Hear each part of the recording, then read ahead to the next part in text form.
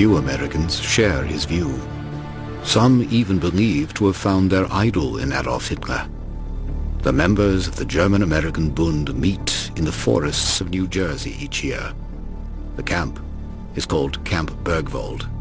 German-Americans have built a community center here. Their activities are an embarrassment to the German government that fears offending the American public.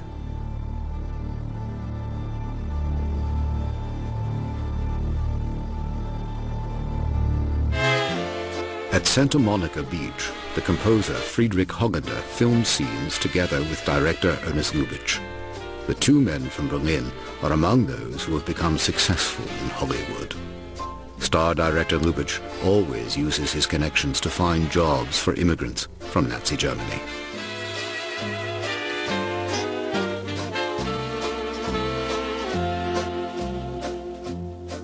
Friedrich Hollander, who gained world fame as the composer of Marlene Dietrich songs, has a villa at Woodrow Wilson Drive in Hollywood Hills.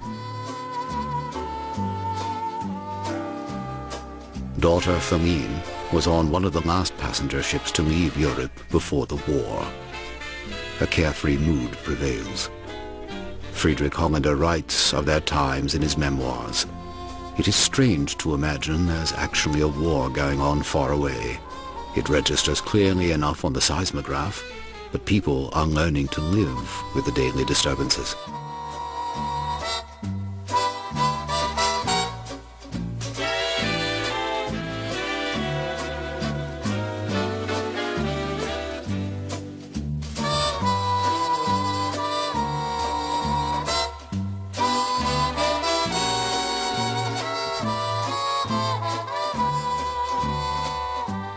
US President Roosevelt still cannot go to war, but America helps the British in any way.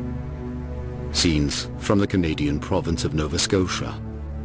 In Halifax, harbor cargo ships are loaded with weapons and supplies. US warships protect the convoys against attacks by German submarines. More than 1 million Canadians fight on the battlefields of the Second World War.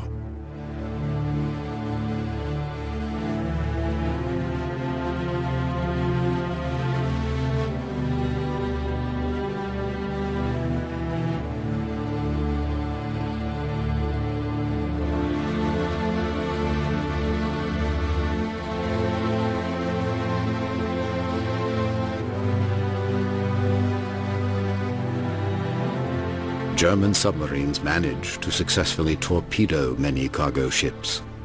Navy jargon calls it war tonnage.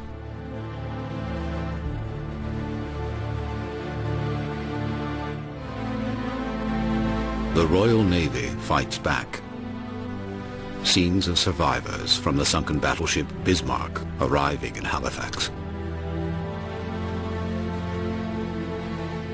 On April 6, 1941, the German army invades Yugoslavia and conquers the country in 11 days.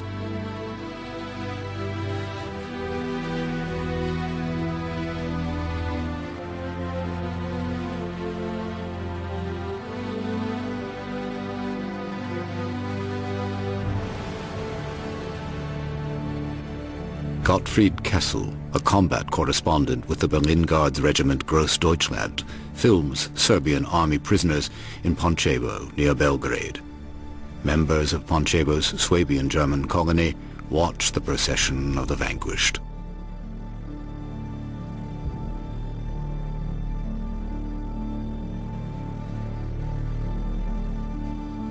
The town also witnesses the memorial service for 9 members of the ethnic German militia who were believed to have been murdered by the retreating Serbian army.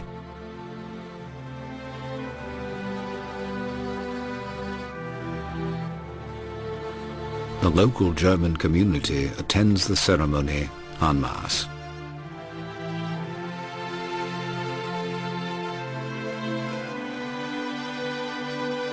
After 2 German soldiers are killed in an ambush, the Berlin Guards search an adjacent cemetery.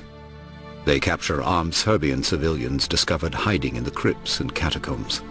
A German military court condemns them for possession of firearms and as partisans.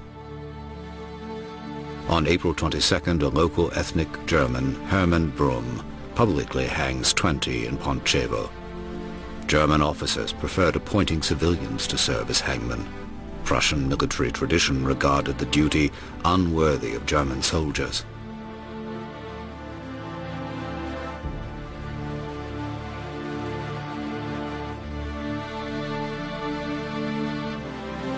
Then 10 former Serbian soldiers, also found with weapons, are shot at the cemetery wall.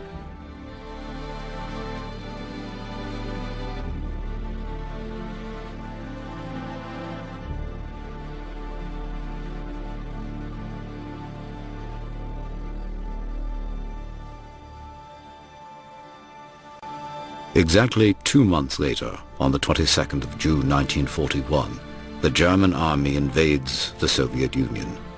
Friedrich Gerke takes part in Operation Barbarossa as a supply officer of the 23rd Infantry Division. He brought a camera and color film from occupied Paris. In the evening of the first day, his unit reaches the burning village of Andrejevo.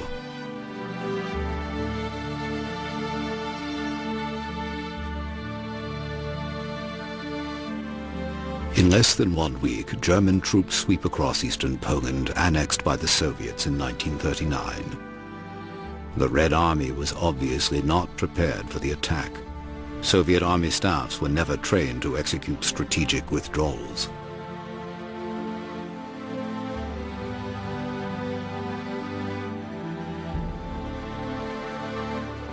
On the 29th of June, after fierce battles, units of the Central Army Group conquer the Ukrainian town of Chiakano. Harold von Wittinghoff-Reich documents these scenes for his home movies. Ukrainian women wait at the entrance to the temporary prison camp.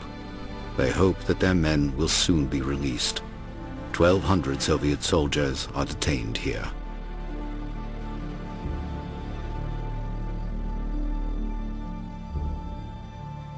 Hitler considers the Russian campaign also an ideological war and orders that political functionaries of the Red Army be immediately executed. But most units ignore the Führer's order, which is in violation of international convention. Hitler will rescind the order within a year.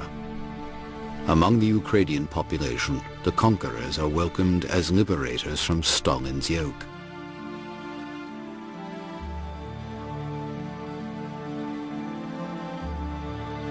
Field Marshal Walter von Reichenau with his staff in the Ukraine.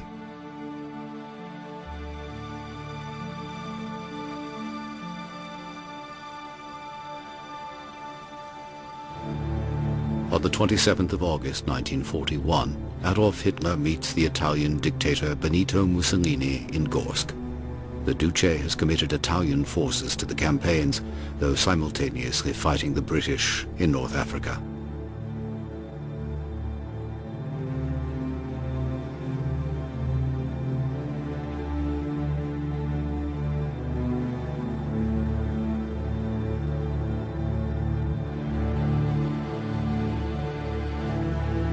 Lunch with the generals.